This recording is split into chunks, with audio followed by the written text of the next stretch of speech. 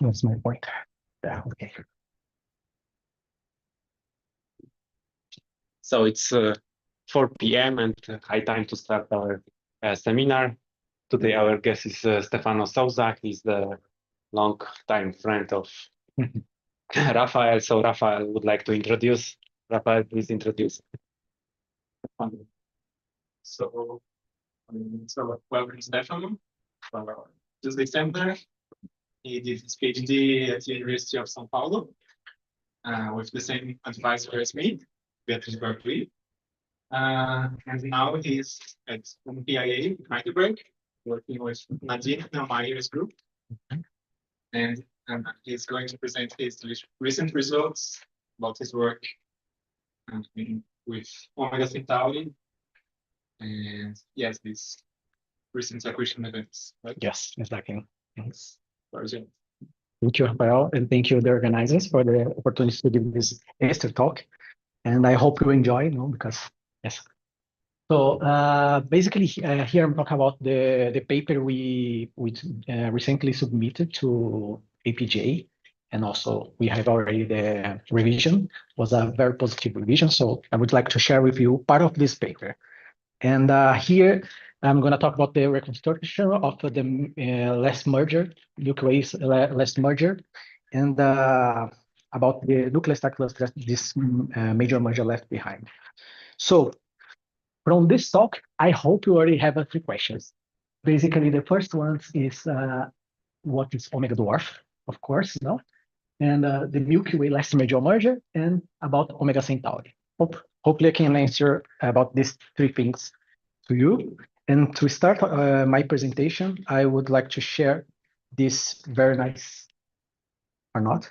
Wait. Yes, this very nice simulation here. It's not high resolution, but it's good. So here I have the stellar particles from TNG 50. So it's a Milky Way analog from TNG simulations. And here up, I have one simulations of a mosaic. So just to show here the stellar particles, and here we have some globular clusters. You cannot see, but trust me, you have some globular clusters in this simulation here, just to show you the assembly history of the Milky Way. And here I have the most famous progenitors of Milky Way, just to show you also the galaxy merger tree. So I'm going to run the simulation here, and you're going to see the merger tree form this side here. Just to show you here. So we have the star particles, and you can see different mergers with the Milky Way, some minor, some majors, and here the basically the merger tree showing when these mergers happen. So, and here forming the current version of Milky Way we know today. So show you one not very nice as this one version of this merger tree. And this is from Cruisen paper. In here, you can see that these mergers actually also brought some globular clusters to our galaxy. Basically, more than half of the globular clusters in our Milky Way are from accretion events. For example, here, the Kraken is the first major merger that happened with the Milky Way. So we have more than 37 globular clusters from the non-globular clusters now. So more or less in the Milky Way, you have 200. So from these 200s, we have 37 only from Kraken. Gaia-Enceladus, we have 32, more than 32. 23. Helmstream, Sagittarius is the ongoing merger we have in our galaxy, and Sequoia with more than 9 globular clusters. But the nice thing with this kind of mergers bring some globular clusters that some of them are actually nuclear star clusters. And with nuclear star clusters, I'm referring to this kind of clusters here in the center of galaxies. So here we have one spiral galaxy. Here we have one ellipsoidal galaxy, and here you can see, for example, in the center of this galaxy, we have a very bright star cluster. So they are very compact and very bright. And if you plot, for example, this surface brightness, you can see that we have one peak here the position of the nuclear star cluster. So in the Milky Way, we have many candidates for this kind of objects. Basically, they are the most massive globular clusters in our galaxy. So here I have one list, for example, from Pfeffer 2021, the progenitor, the accretion event, and the associated nuclear star cluster. For example, here, Gaia-Enceladus, we have Omega Centauri. So here we see one of the important, very important things about Omega Centauri. Omega Centauri, let's go for that, no? What about Omega Centauri? And Omega Centauri is this monster here. You see in the video, the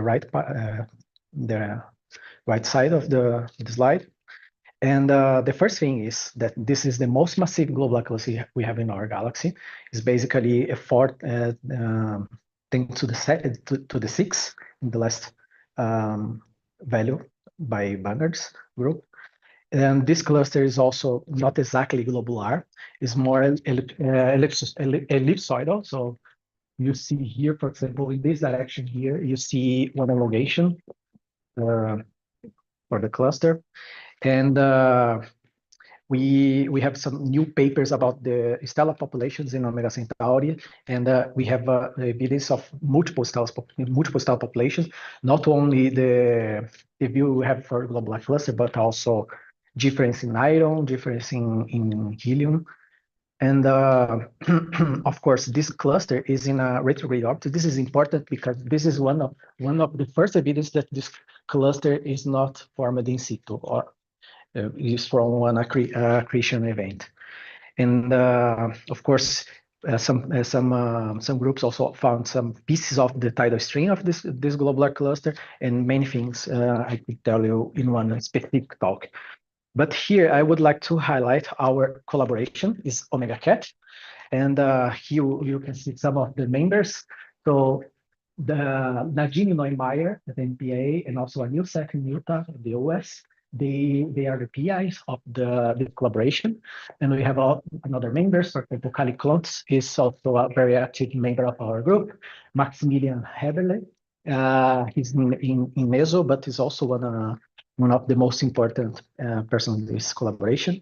And this guy here, maybe you know. So this collaboration, basically, we have data from HST, and we basically took all the archive image. So you see here for different filters with HST, and I'm going to show you the footprints. Let's see the next one. And so you see here we have basically 20 years of baseline. So you see each one here represents one observation, and we focus more on the center of Omega Centauri because we can get main information from this region. And you see, so there's some calibration regions here. So you see many images, many more, and so basically 800. So we're almost there, 700, and yes, that's it. So we have 800 images, and we could form this very high precise image of the inner part of Omega Centauri. But another very important part of this project is observation using VLT Muse. So with that, we could, for example, here we have the field of view, the Omega Centauri field of view for the HST, and we were able to, for example, translate this into the color magnitude diagram using HST, but also using the spectra from Muse.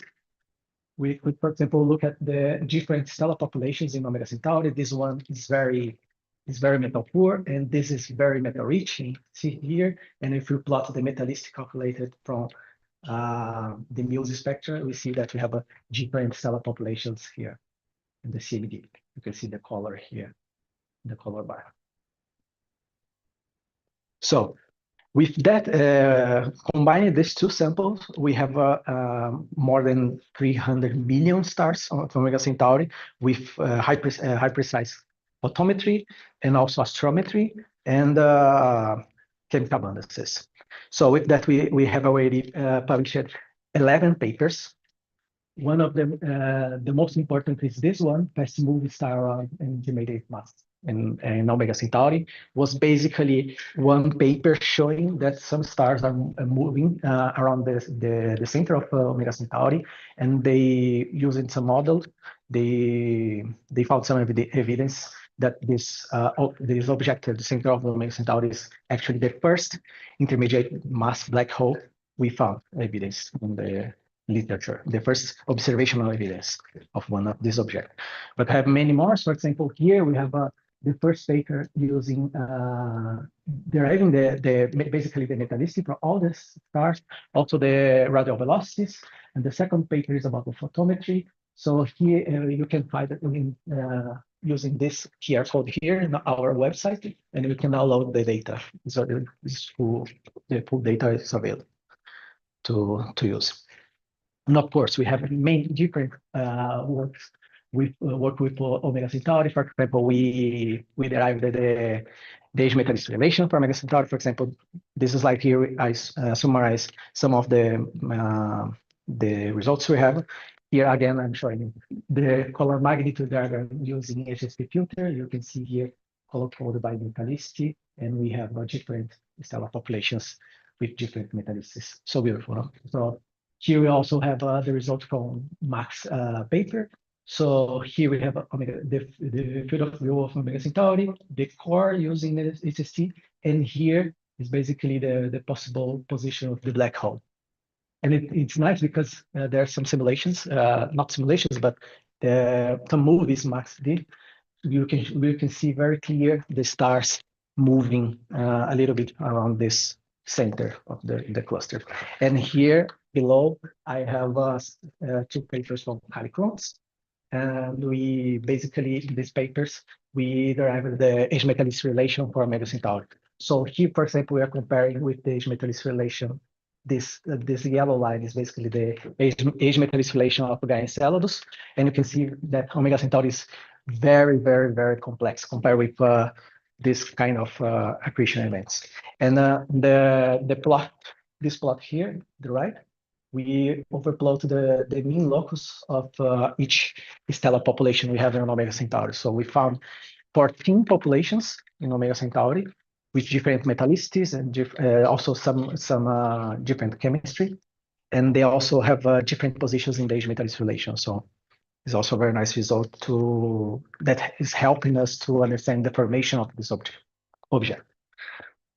So, but basically my work is the progenitor of Omega Centauri, because we have many evidence. I show you some here. For example, the presence of this black hole at the center of Omega Centauri, multiple star populations, and also the complex age-metallicity relation. So with all this information, Omega Centauri is many people believe that this globular cluster is actually one nucleus star cluster, no? The survived nucleus star cluster of one of these dwarf galaxies that merged with Milky Way. So when people try to connect globular cluster with accretion events, this one I'm showing you here, up here, one very, very, very straightforward thought was, okay, Omega Centauri is the most massive globular cluster we have in our galaxy. So basically the progenitor must be the most major merger we have in our galaxy. So the most major merger was Gaia-Enceladus. And as you can see here, for example, this first plot, the upper left plot, we have the relation between the mass of the host galaxy and the mass of the nucleus star cluster. And if you connect the mass of Omega Centauri with the expected mass of Gaia-Enceladus, they match very well. So this is one of the evidence from data. Also here, the connection between the mass of the host galaxy, the stellar mass, and the correlation between with the mass of the black hole with this new result we have with Max paper. They found that also the mass of the black hole is compatible with the mass of the expected host of Omega Centauri.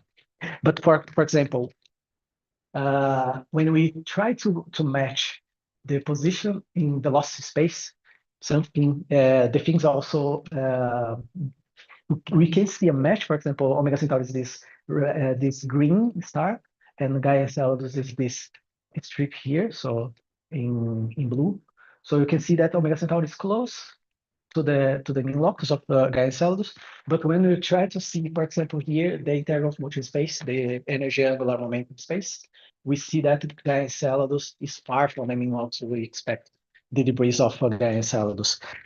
Of course, this is one very old, let's say, result. For example, people have been working on that, and last week we have this paper here from the Locrops group, and you see here that they try to simulate, for example, different pattern speed for the bar, for the Milky Way bar, and they found that if you decrease the velocity of the bar, we can match Omega Centauri position and the debris of Gaia-Enceladus in the integral motion space.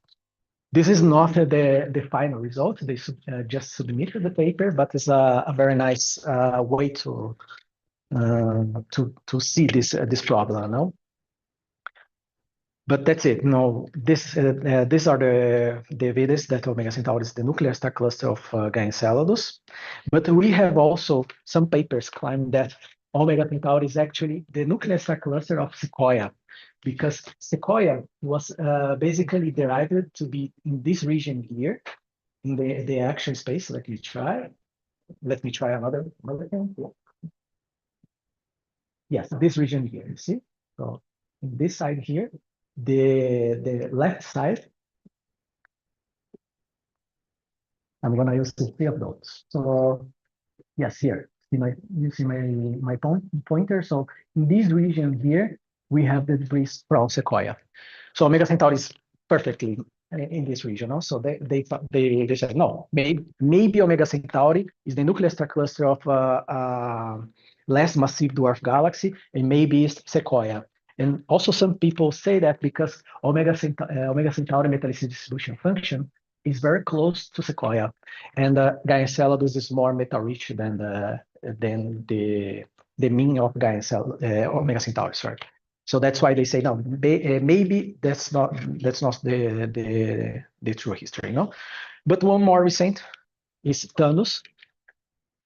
But Thamnos is basically associated with Omega Centauri. Omega Centauri is this star here below, this green star here below, and Thamnos is this region here. It's another debris they found using some clustering algorithm. So they found that these debris are also close to Omega Centauri in terms of energy and angular momentum.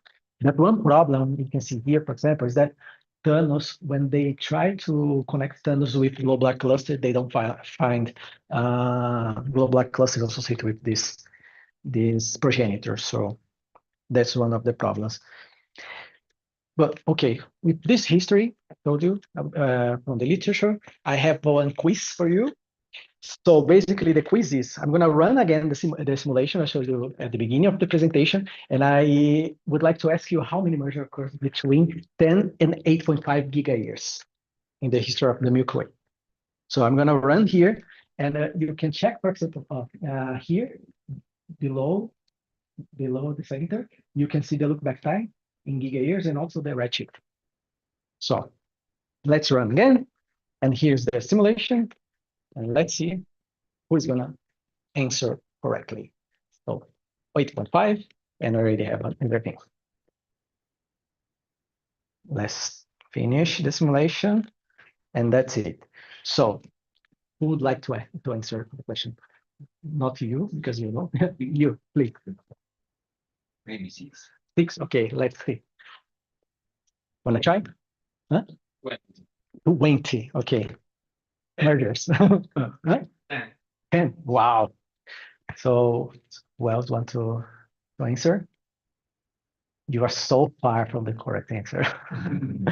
So the answer is 1.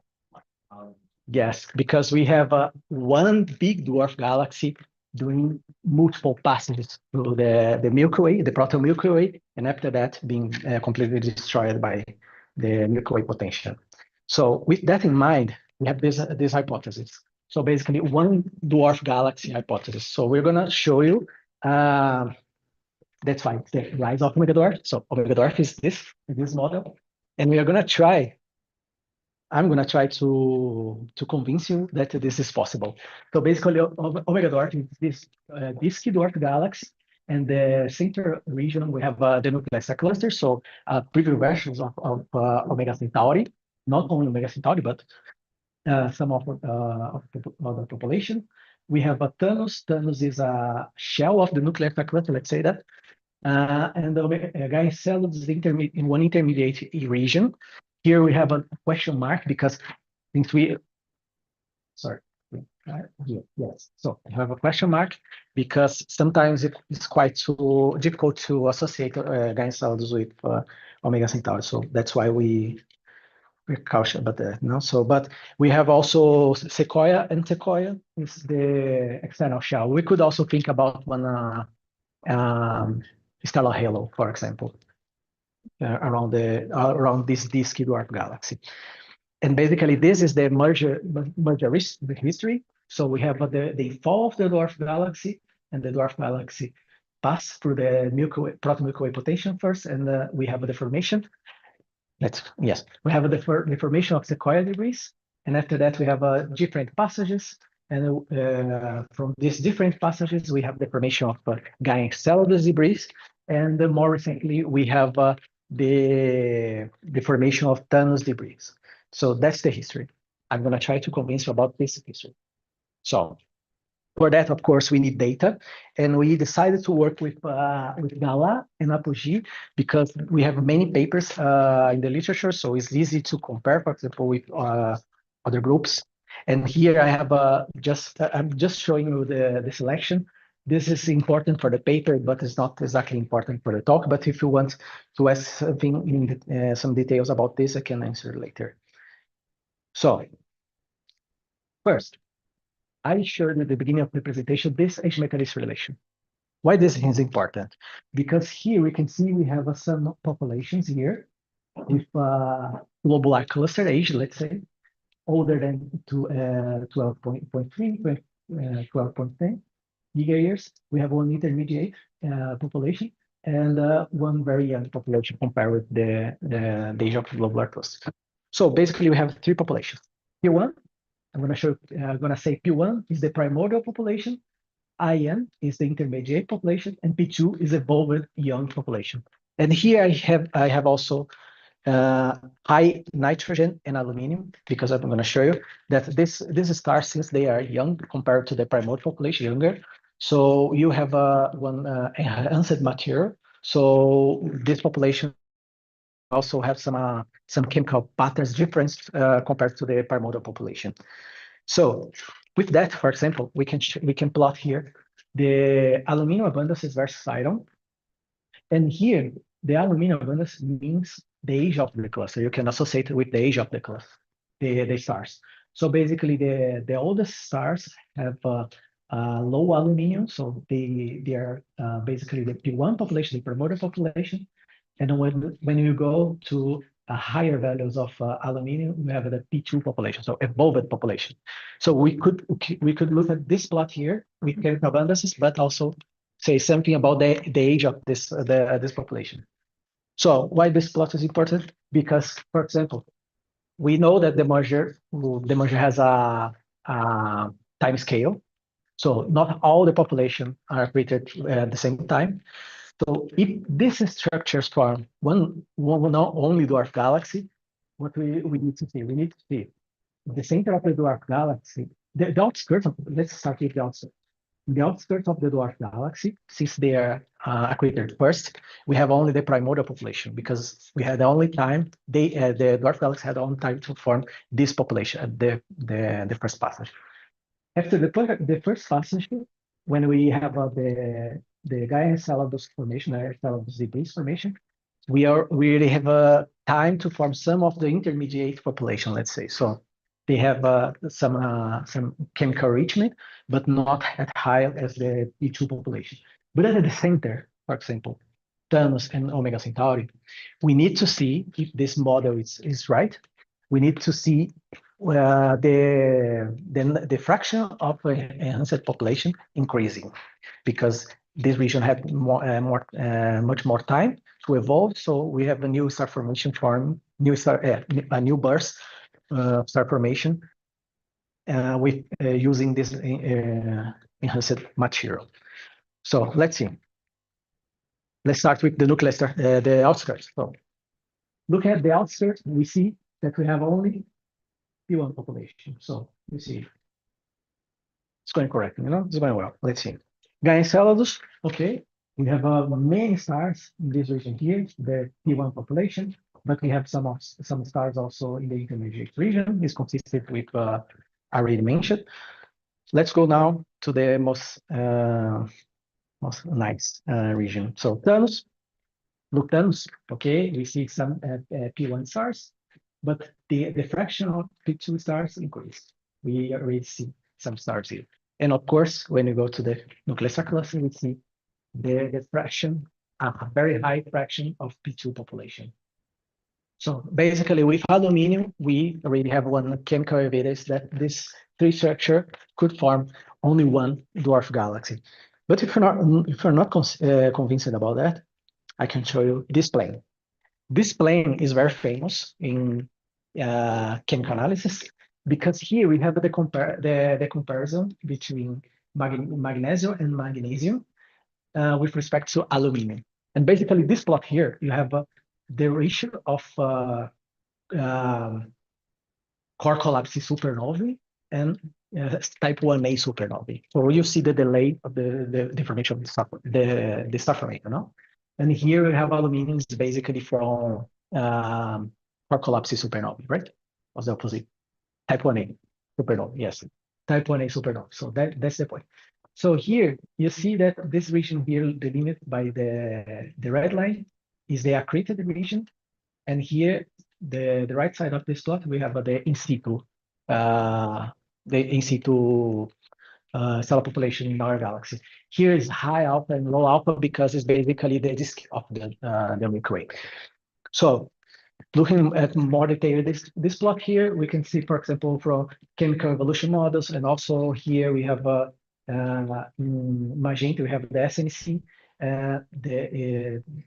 in gray, we have the Sagittarius dwarf, and in green, we have the LMC. So basically, dwarf the satellite of the Milky Way, and they fall exactly in this region. So that's why this region is basically defined as a accreted region. So let's try to see what we have using our data, the Omega Dwarf. So this is the big picture that I'm gonna detail more now. But basically here you see the lines means the population. So the bottom panels are the P1 population, the middle is the intermediate population, and the upper panels we have the P2 population. And here also the rows you have the different components of the Omega Dwarf. Basically, the distance to the center of the dwarf galaxy. So let's focus here. For example, Omega Centauri. Omega Centauri, we see that we have basically P1. We have some intermediate of the population, and we have evolved population, as you see, as we saw using aluminum. That's okay, no? That's perfect. So when you go to the outskirts of the dwarf galaxy, we do see, for example, here going to Sequoia, we see that the second population, the enhanced population, actually appear. So again, using a different chemical diagnostic, we see that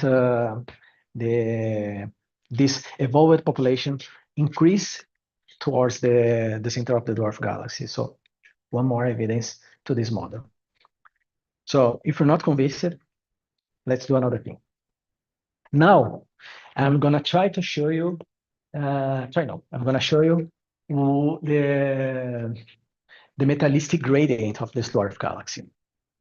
So to do the metallistic gradient, basically, I'm gonna see the metallicity, the direction of going to the outskirts of the dwarf galaxy using only the P1 population. Why the P1 population?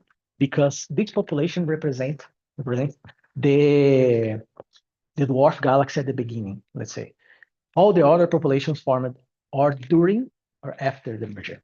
So if I want to analyze the dwarf galaxy, I need to analyze the primordial population. That's why I'm going to use only the P1 population. So, okay, now I have one problem because since this Omega Dwarf is supposed to be represent the most major merger with our galaxy, after the merger, everything was phase mixed. So we don't have information of the position of each star within the dwarf galaxy. But we can try to do one thing. As we are assuming that Sequoia is the first accretion passage, let's say, and Gaia-Enceladus is this the following passages with the Milky Way, and after that we have Thamnos and Omega Centauri. We can associate this pre-merger merger distance with the energy with respect to the Milky Way potential. So I'm going to do that. I'm going to say that the distance one star had at the beginning of the dwarf galaxy is basically the energy this star has today with respect to the Milky Way potential. So this is the result for the metallistic gradient. So again, here you see the energy, dividing energy, and here you have the pre-merger ratios. So with high high absolute energy, let's say, with more negative energy, you have stars more in the center of the dwarf galaxy. That's the association here. And with high energy here, you have the stars at the outskirts of the dwarf galaxy. So, okay, I'm showing you here two panels. So the first is APOGEE and the second is GALAH. Just to show you that even though we're using different surveys here, they show the same thing. They show that we have one population here, the center of the dwarf galaxy, with a low metallicity distribution. The metallicity increase towards the center of the center towards the outskirts, and at the outskirts, the metallicity decrease again. So it's possible to explain this using this hypothesis of one dwarf galaxy. The answer is yes. And just to make one clean inverse here, I removed the stars, but the colors here means the density of each population. So again, here we have this inverse U-shaped metallicity gradient. And of course, here we can split this gradient into two regions. So basically here, we can, for example, select here the gradient from the half of the radius towards the outskirts is one kind of enrichment, and the half of the way towards the center is another kind of enrichment. It's going to be clear now. So first is the outer region.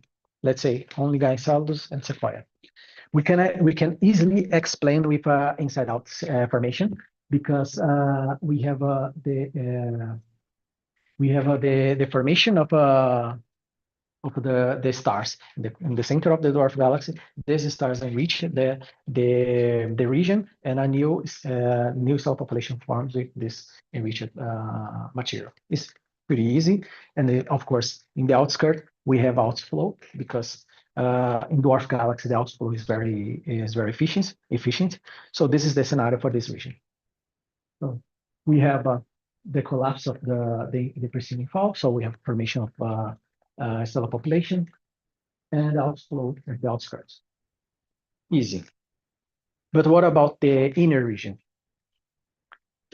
Actually, when I give this talk, and not exactly this, but one previous version about this scenario in a conference, they asked me, but they said no, but this is not possible because the nuclear star cluster must be more metal-rich than the outskirts.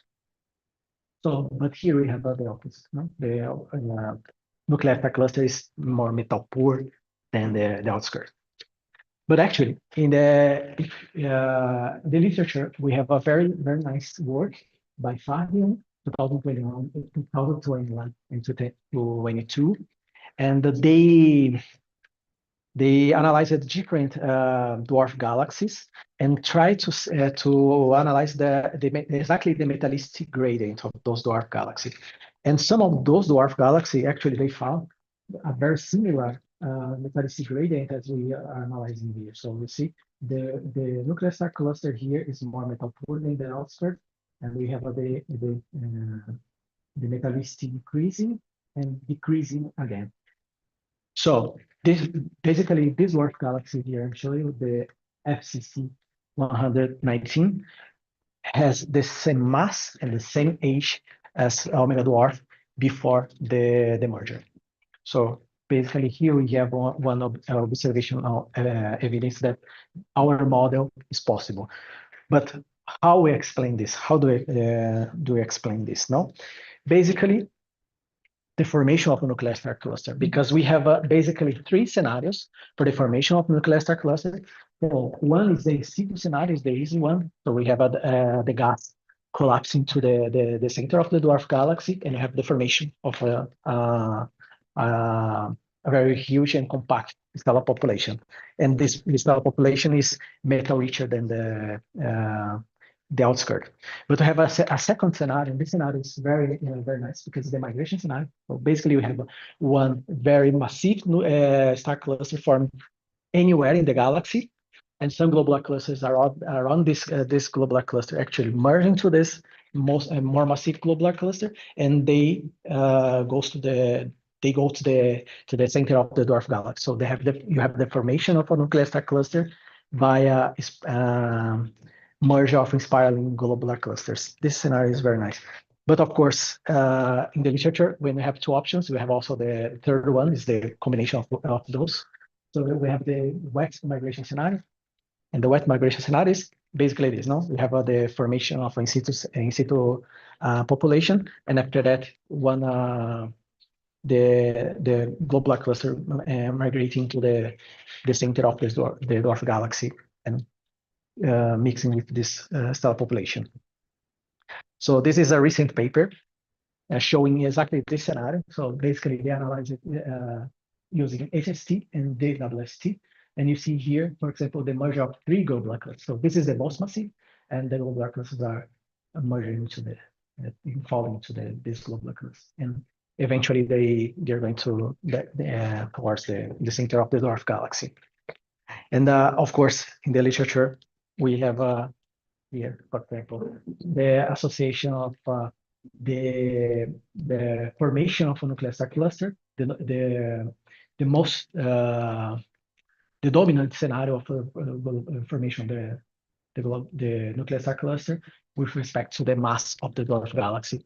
And basically this here is nice because, for example, here's the mass of the nuclear star cluster, here's the mass of the host galaxy, and in the left panel, the left side of this plot, we have the nuclear star clusters formed basically via globular cluster accretion, and here going to the upper right side of this plot, we have a nuclear star cluster formation basically from in situ scenario. No? But the nice thing here is that Omega Centauri is basically in the transition of this both scenarios.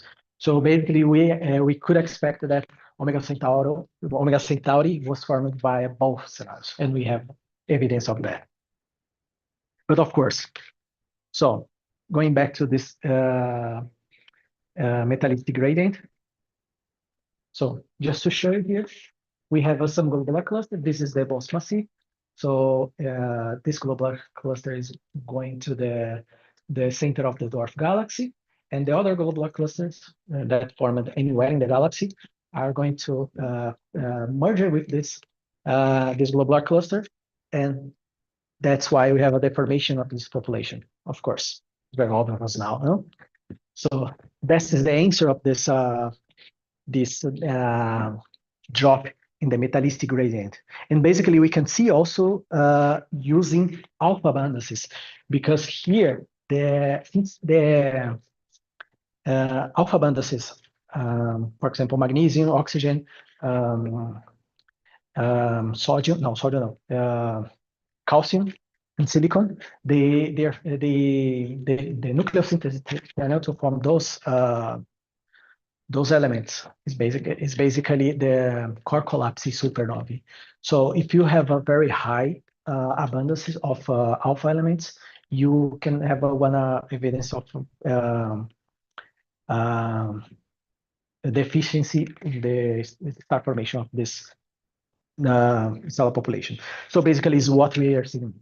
We have here the alpha over iron gradient, and here in the right we have the alpha abundance as a function of iron. So here you see that at the center of the dwarf galaxy we have a very high alpha over iron abundance, and after that we have a more flat distribution here, going towards the outskirts of the dwarf galaxy. Basically, this is also because this region here formed stars very quickly in a short time scale, and with a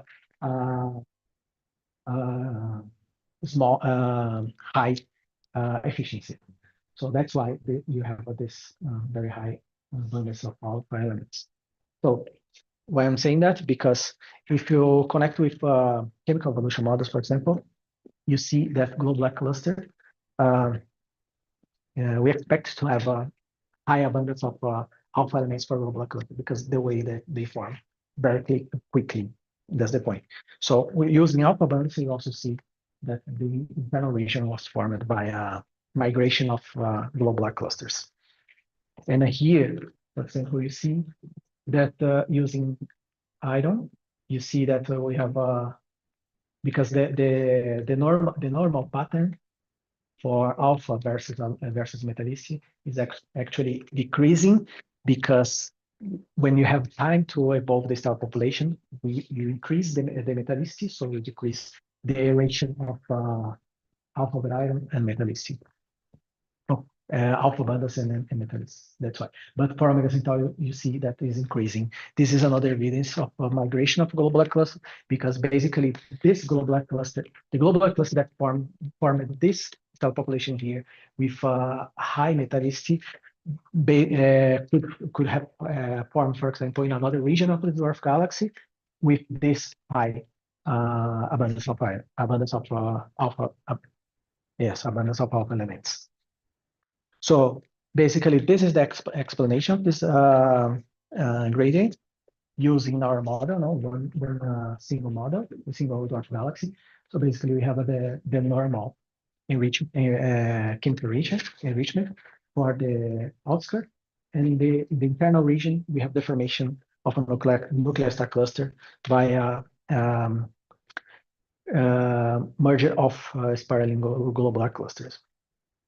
So of course, we also analyzed different chemical abundances. For example, R and S process elements.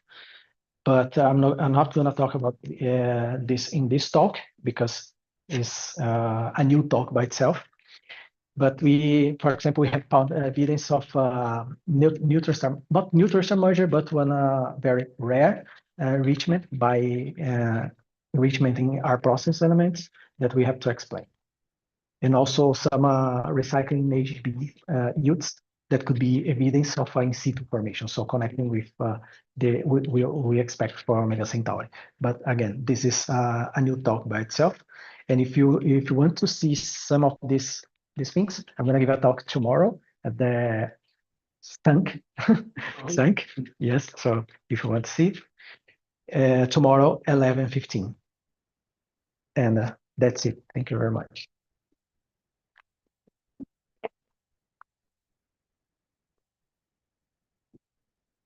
Thank you, Stefano. It's time for question. Yes, please. So, if I understand correctly, all of separately, especially Thamnos and Sequoia, are other elusive groups, right? Really only connected by the chemical differences between them and the populations in the Milky Way. But if you connect like all four components like this together, wouldn't you expect some very simple spatial connection between them on the sky? Like simply if you know project all of them into one piece, and then wouldn't you expect some orbits that are simply spatially correlated? Yes, that's a very good question. The first thing is, if you want to see, for example, these substructures connected physically, spatially, it's impossible because the merger was a long time ago. So since it was a long time ago, we already had time to phase mix this cell population. So you don't see spatially, neither kinematically, because the merger was a long time ago, and also because it was the most major merger. So everything was destroyed. And of course, we have the bar, we have many things to change the art of the stars. That's why we don't see the connection. So we don't expect this. We don't expect. We don't expect. But of course, since Thamnos was more recently restricted from the nuclear star cluster, maybe you can see a connection. But maybe we actually I'm working with a new student at MPIA, and we are trying to find the tidal stream of Omega Centauri, because in the literature we have only a piece of this tidal stream was found by Rodrigo Ibata, and this stream is not physically connected with the cluster. So it's basically what we're asking. So we see these stars moving together, and we know that it's connected with Omega Centauri because basically the path of this string is in agreement with the orbit of Omega Centauri. But again, this piece of string is very close to Omega Centauri as well. It's less than 1 degree in galactic positions. You say that we don't connect on like clear stream. Yes, exactly. It's something, because you, according to what you said, you have a theory about a clear theory where these separate components, where they were in this Omega Dwarf galaxy initially. So you would expect at least some that you would be able to do at least some predictions between where they should be in relation to each other. Maybe not a clear stream, but maybe some relation between okay, Omega Centauri is nowadays it's here, so you would expect that the outer layer would be somewhere around here, and yes, and that would be like extremely strong evidence for what you just shown. But yes, actually yes, but not exactly in physical space. Sorry, position space. No, we could say something using the action space. So let me show you here the action space again.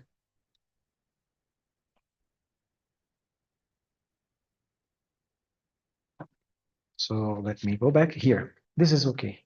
Oh, again. Yes, this one is good. So basically here we have the action space, and basically this plot here is showing the orbital type of the stars.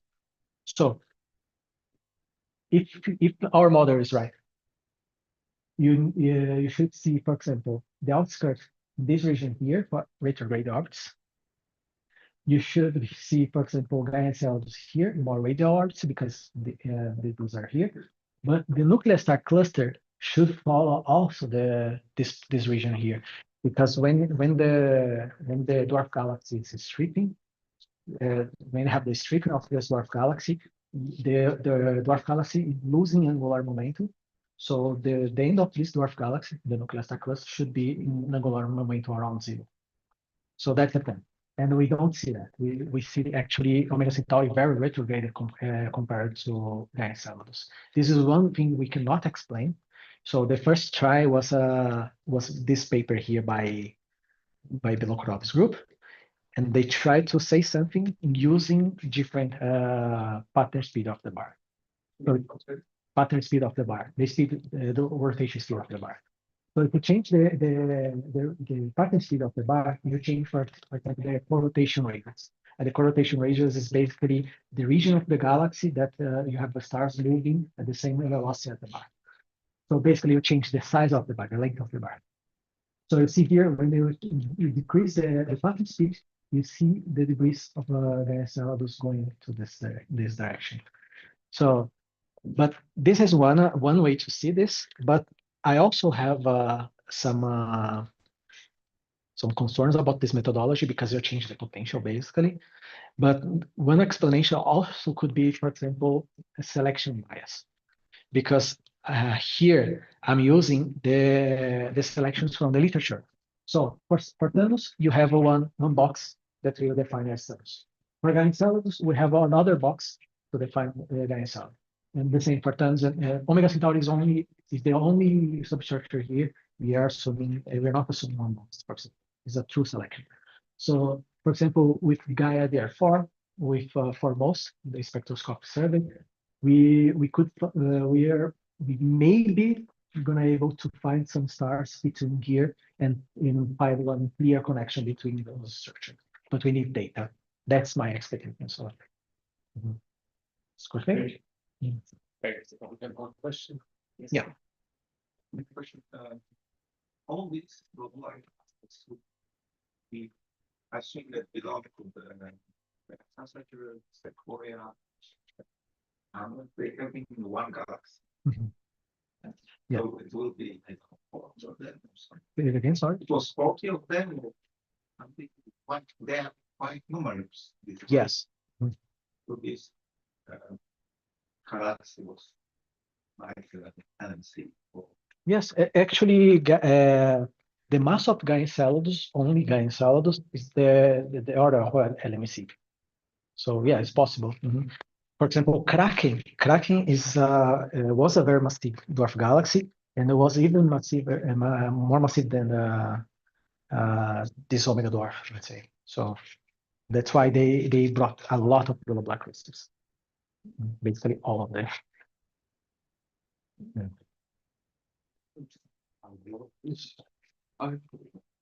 First of all, excellent talk. I think you already somehow partially answered the question. Because for me, I had a hard time connecting the GSC Sequoia. Because this is also quite natural to see that because they have like some elements difference as well, right? And of course, the disentangling outskirts, they have different energies. Yes. But when you go to the abundance space, if you go to the outer plus, they overlap quite well. Exactly. So they somehow have the same efficiency. So there's an intermediate zone and region to the outskirt.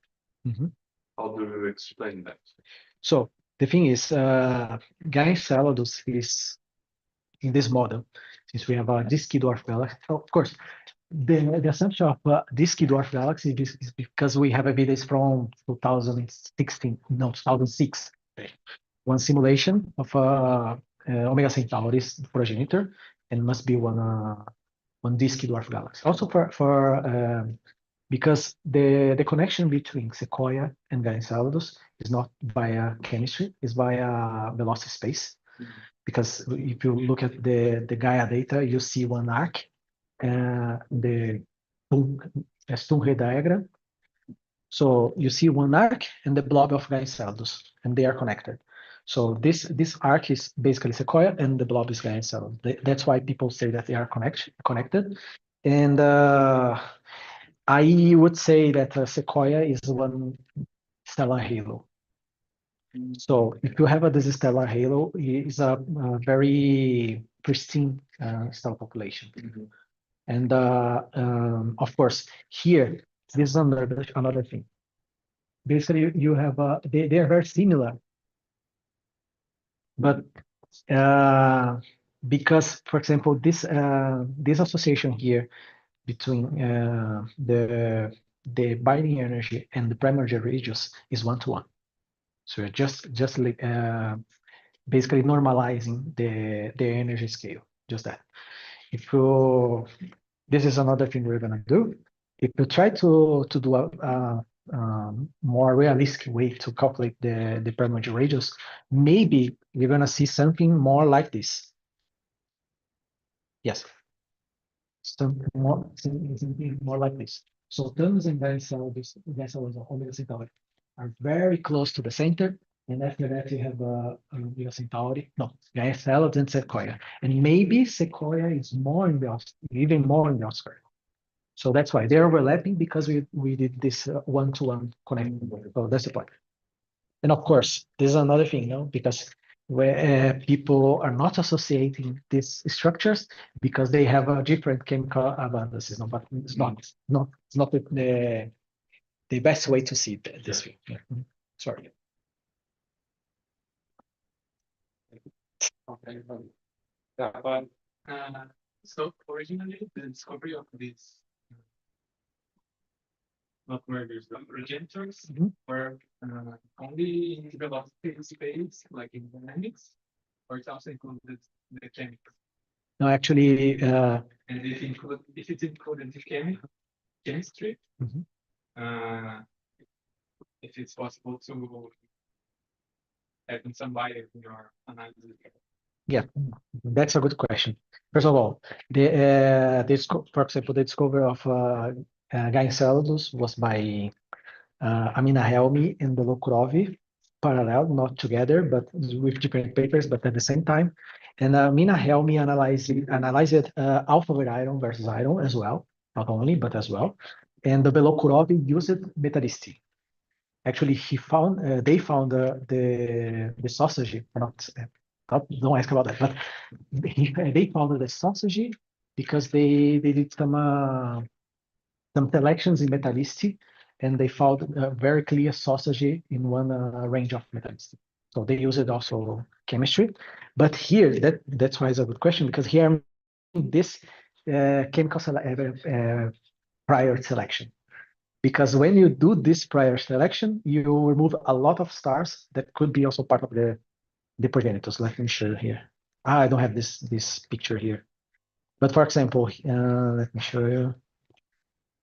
This one, yes, this one.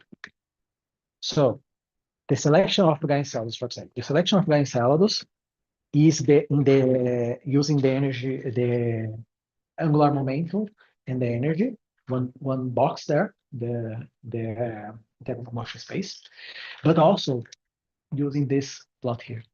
So if you see in the literature, they are gonna select Gaia-Enceladus stars using energy angular momentum, manganese over manganese, and aluminum. So that's why we are not using this selection. I'm using only the selection. I'm using action space. So to do this chemical analysis later, that's the point. To see if it makes sense to remove those stars. That's the point. No, I don't see my question. It's time for my question. Yeah. Could you say a bit more about this intermediate mass black hole inside of the Omega? Mass spin. No. The mass. Actually, they are still analyzing the mass, because with the results we can only estimate the lower limit. But I'm not in this paper because I read it actually 1 week after the acceptance. It was funny because Max Heberle analyzed this data from HST, 20 years of data. So he did all the data reduction and also the proper motion analysis. And using this very long baseline, they found that those stars are moving around one massive object at the center of Omega Centauri. So if you, for example, try to fit one model for the distribution, the velocity distribution of the globular cluster, you don't match those stars.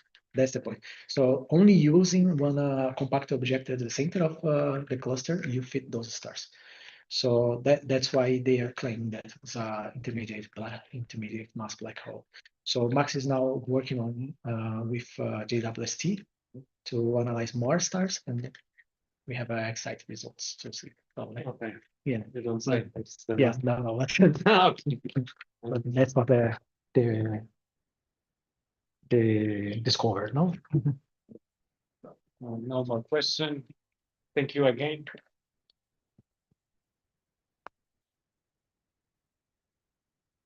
And most likely see again in October. Wow.